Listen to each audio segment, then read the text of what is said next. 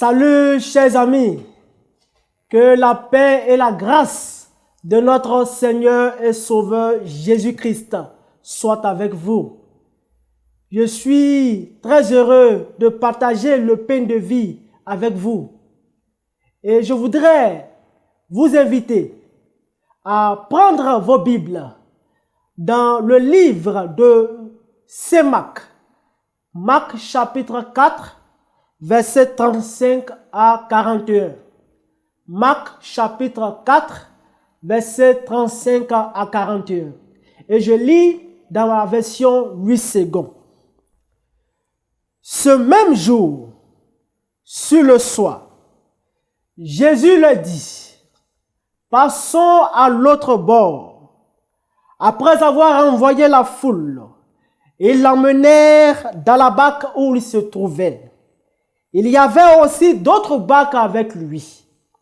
Il s'élevait un grand tourbillon et les flots se jetaient dans la barque au point qu'elle se remplissait déjà.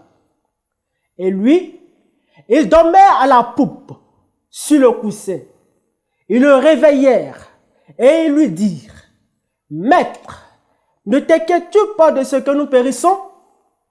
S'étant réveillé, il menaça le vent et dit à la mer, « Silence, tais-toi. » Et le vent cessa et il eut un grand calme. Puis il leur dit, « Pourquoi avez-vous ainsi peur?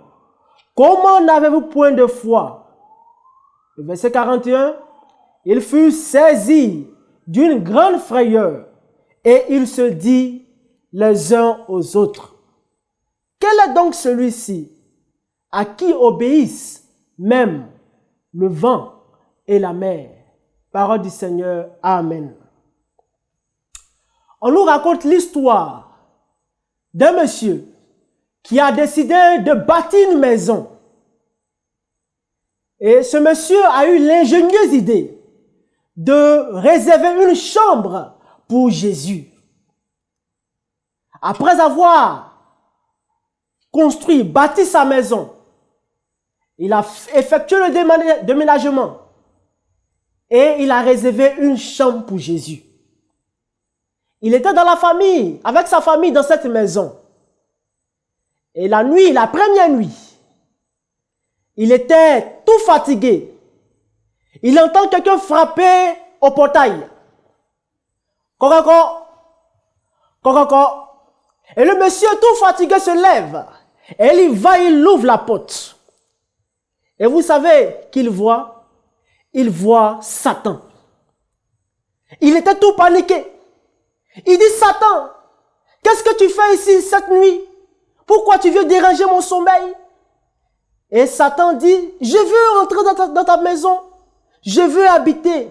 Je veux dormir. » Et le monsieur, le propriétaire lui dit, « Satan, ce n'est pas ta place. Ta place n'est pas ici. » Alors il y a eu une grande bagarre au portail. Ils ont lutté âprement et le monsieur a eu la victoire. La nuit suivante, je voudrais préciser, chers amis, que Satan a deux qualités essentielles. Il est patient et il est persévérant. Ce sont des qualités que nous devons avoir en tant que chrétiens.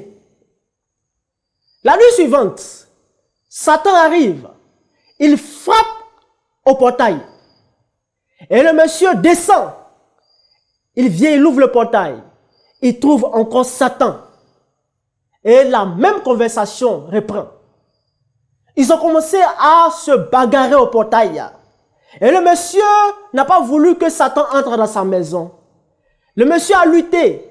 Et par la grâce de Dieu, le monsieur a eu la victoire. Le matin très tôt, au petit déjeuner, Jésus descend, puisque Jésus avait une chambre. Il descend, il demande au monsieur, « Ça va? Tu as passé une très bonne nuit? » Et le monsieur acquiesce.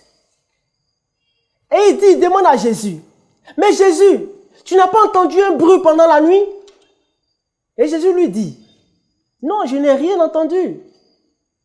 Mais il semble que j'ai entendu un petit bruit quelque part. » Mais il dit, mais qu'est-ce qui s'est passé? Jésus lui demande, qu'est-ce qui s'est passé? Et le monsieur lui dit, que Satan voulait entrer dans cette maison. Oui, chers amis, l'histoire est vraiment intéressante. Satan voulait entrer dans cette maison.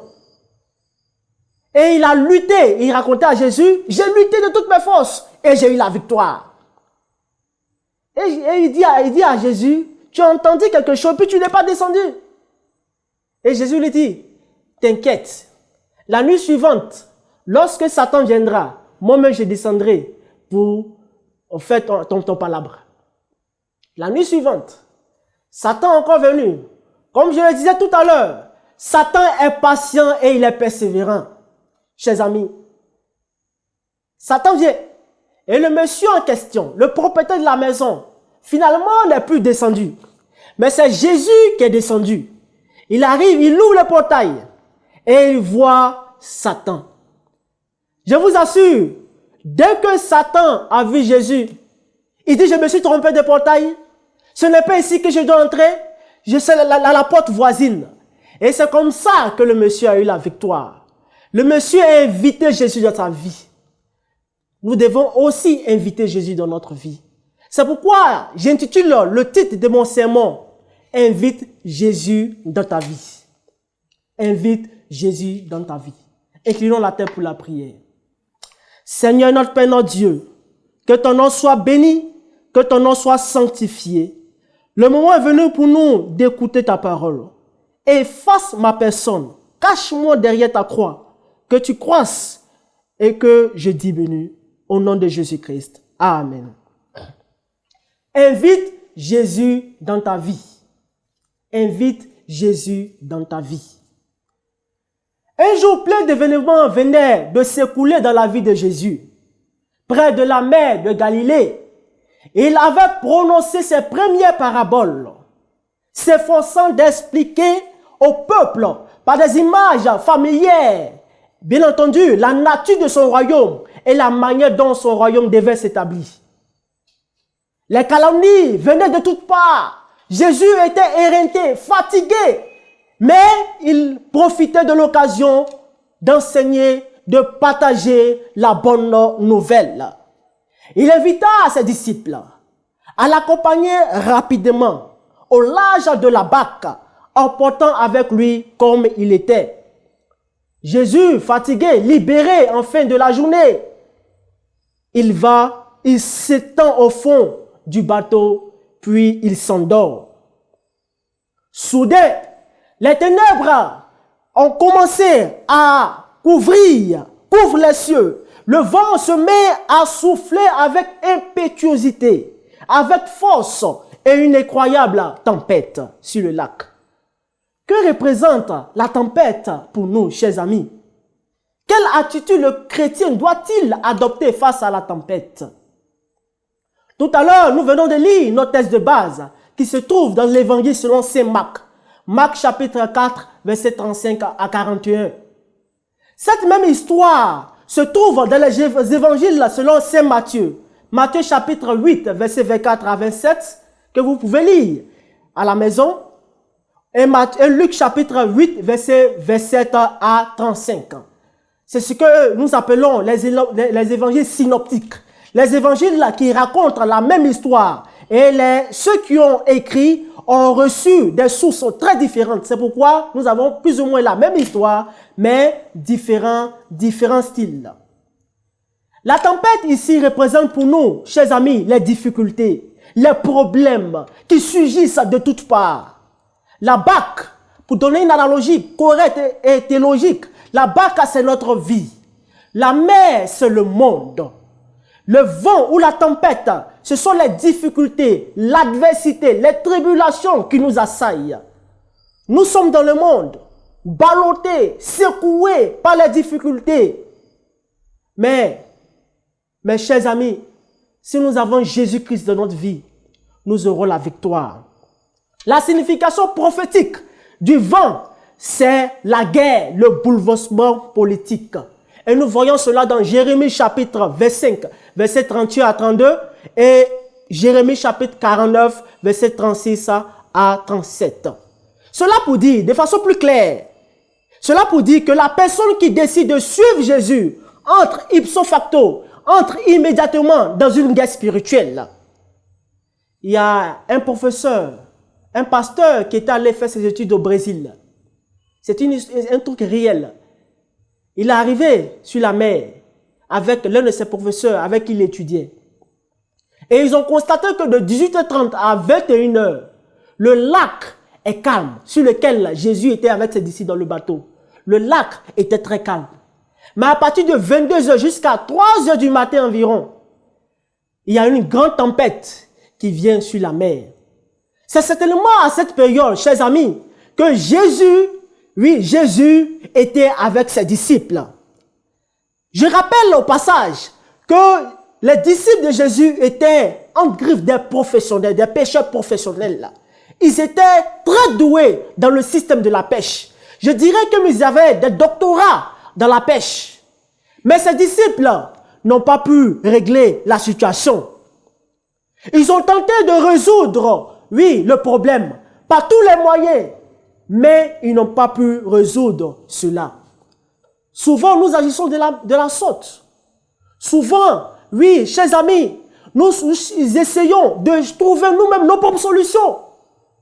Quand nous avons des difficultés, nous sommes paniqués. On cherche des solutions par-ci, par-là. Et on oublie Jésus.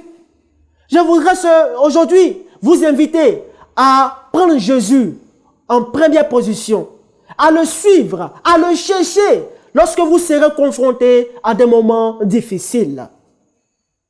Jésus. Oui, chers amis, souvent, la preuve, nous voyons les disciples Jésus s'étant réveillé, il menaça le vent et la mer. Au verset 39, et il dit, silence, tais-toi. Silence, tais-toi. Et oui, la présence de Jésus à nos côtés n'exclut pas les difficultés, les problèmes. Mon ami, ce n'est pas parce que tu suis Jésus-Christ que tu as pensé que la vie sera rose, la vie chrétienne sera rose, ou ta vie sera parfaite. Ce n'est pas vrai. Laisse-moi te dire que quand tu suis Jésus-Christ, il y a des difficultés, il y a des problèmes, il y a des soucis. Mais lorsque tu mets ta confiance en lui, tu as la victoire. Alléluia. Et oui, chers amis, la présence de Dieu à nos côtés n'exclut pas les difficultés, n'exclut pas l'adversité, n'exclut pas les tribulations. Mon ami, si nous nous sentons submergés par les difficultés, par les luttes de la vie, n'oublions pas que nous ne sommes jamais séparés de l'amour et de la fidélité de Dieu. On nous raconte l'histoire d'un couple. Le père s'appelait Samuel et la mère s'appelait Daniel. C'était en Arménie, en 1988. Ils avaient un petit garçon qui fréquentait à l'école primaire adventiste. Et le père a accompagné ce jour-là son enfant à l'école. Arrivé devant l'école, le père s'est agenouillé, Samuel s'est agenouillé. Et il dit, Armand, je vais te laisser mon fils. Mais s'il y a un souci, n'hésite pas à me faire appel. N'hésite pas à m'appeler. Et je vais tout faire pour venir te secourir.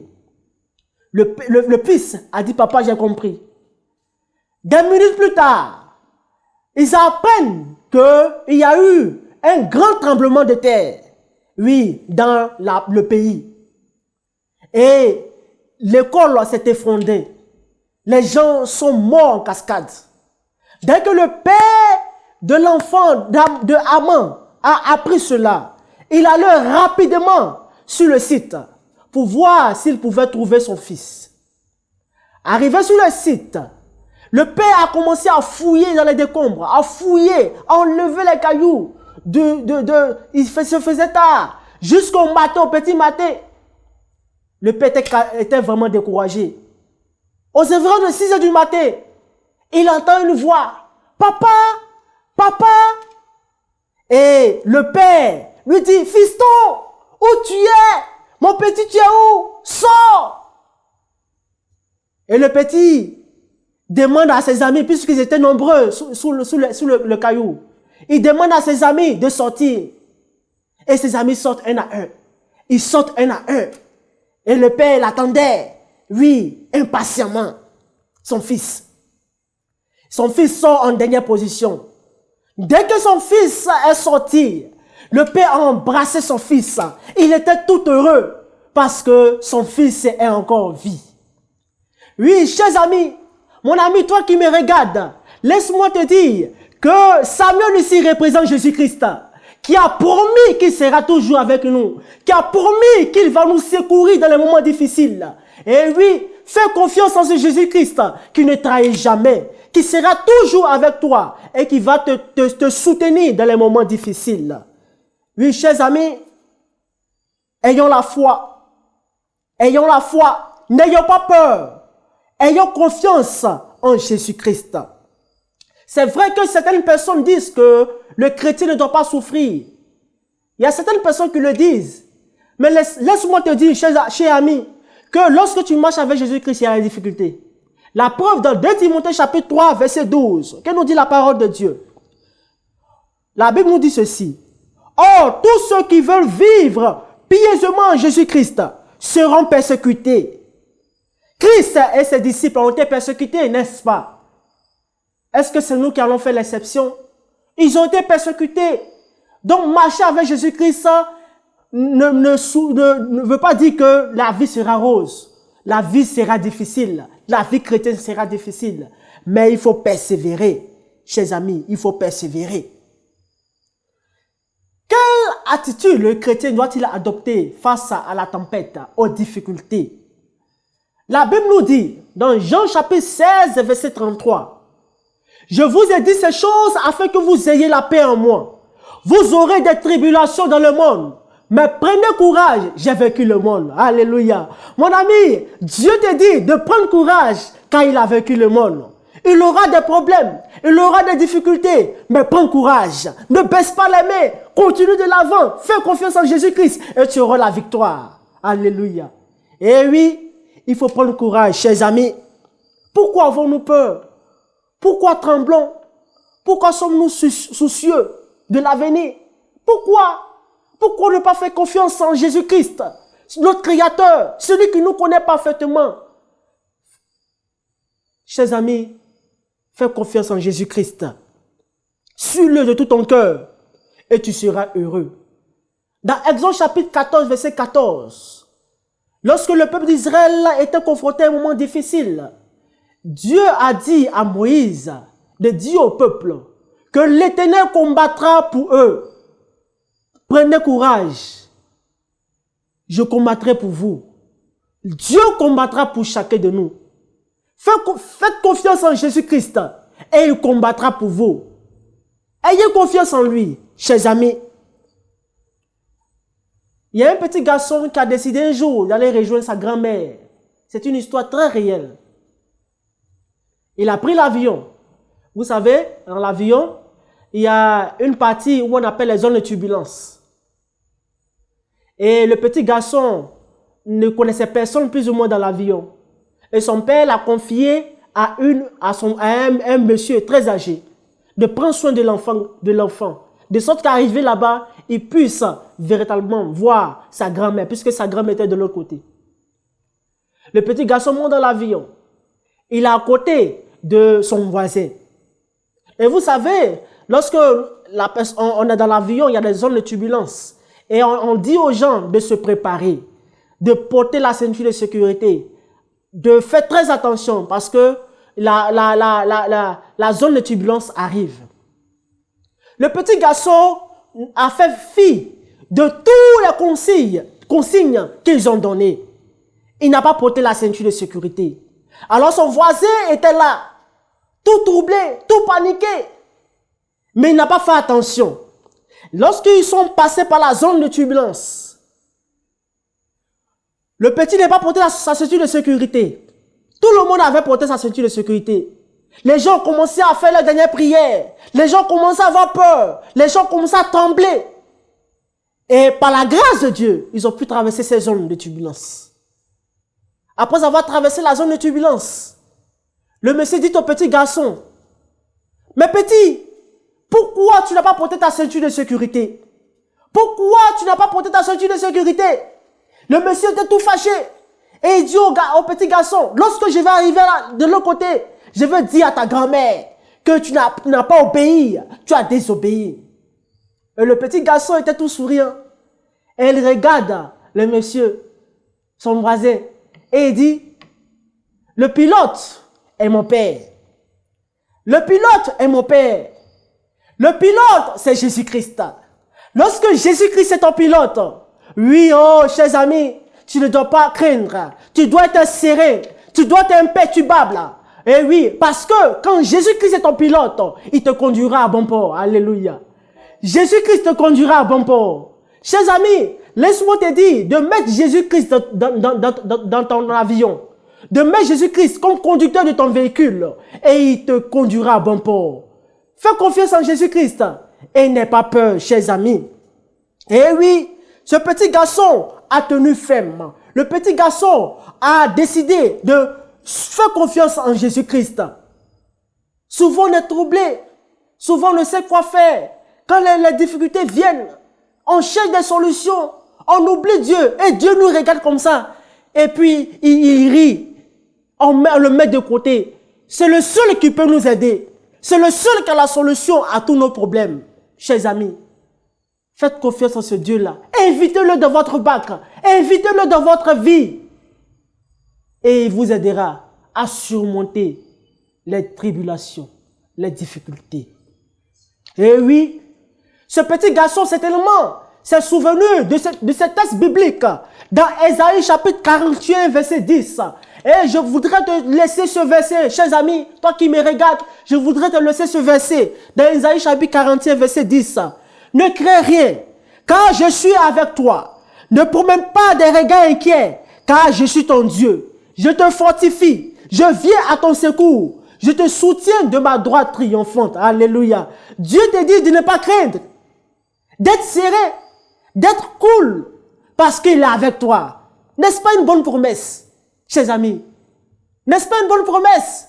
Il te dit encore, dans Proverbe chapitre 25, verset 26, Proverbe chapitre 3, verset 25 à 26, ne redoute ni une terreur soudaine, ni une attaque de la part des méchants, car l'Éternel sera ton assurance. Il préservera ton pied de toute embûche. Alléluia. Oh oui, ce même Dieu te donne encore cette promesse dans le psaume 46, verset 1 à 2. Dieu est pour nous un refuge et un appui, un secours qui ne manque jamais dans la détresse.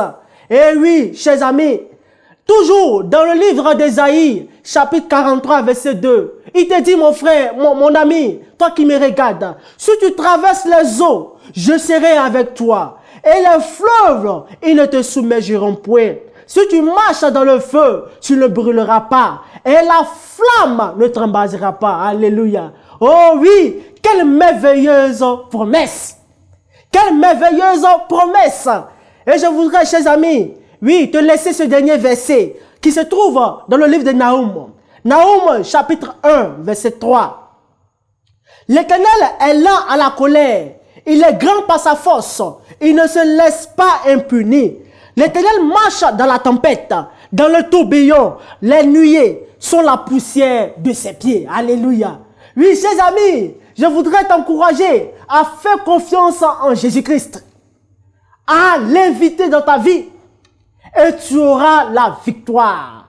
Le monsieur a décidé de réserver une chambre pour Jésus. Et on a vu ce qui s'est passé. Il a été victorieux. Il a été heureux. Et il a été vraiment avec Jésus-Christ. Je voudrais ce soir, aujourd'hui, chers amis, te laisser ce message de faire confiance en Jésus-Christ, d'inviter Jésus-Christ dans ta vie et tu seras heureux. Quand Jésus-Christ est dans ta vie, quand il est le pilote de ta vie, tu ne crains rien. Tu dors peinard, tu dors paisible et tu es imperturbable. Que le Seigneur te bénisse, mon ami. Que le Seigneur t'assiste à demeurer ferme dans la foi, à ne pas baisser les bras, à t'accrocher à Jésus-Christ. Et tu seras heureux, tu seras grand et tu seras vraiment peinard. Que le Seigneur te bénisse. Alors, je vais prier pour toi, mon ami. Je vais prier pour toi, pour que le Seigneur t'aide. Alors, nous allons fermer les yeux pour la prière. Éternel, notre Père, notre Dieu, Dieu créateur du ciel et de la terre, nous te bénissons, nous te rendons gloire parce que tu es bon. Merci infiniment pour ce message. Tu nous invites une fois de plus à t'inviter dans notre vie. Car quand tu es dans notre vie, nous sommes heureux, nous sommes peinards, nous sommes victorieux sur les forces maléfiques. Merci Seigneur pour ta grâce. Merci encore pour ce rappel. Donne fortifier mon ami qui me regarde. Donne le consoler Seigneur. Et sois toujours avec lui. De sorte que lorsque les tribulations viendront, il puisse être victorieux et heureux avec toi. Merci Seigneur d'avoir répondu à nos prières. Merci de nous parler à travers ta parole. Au nom de Jésus-Christ. Amen. Que le Seigneur te bénisse mon ami. Amen.